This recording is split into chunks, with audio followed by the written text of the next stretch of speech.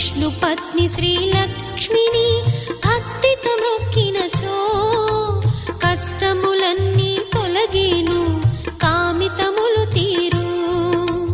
పాలకడలిలో ఉదయించే పద్మాసని సిరితాను శ్రీ వెంకటేశుని ఇష్టసతి పద్మావతియేను.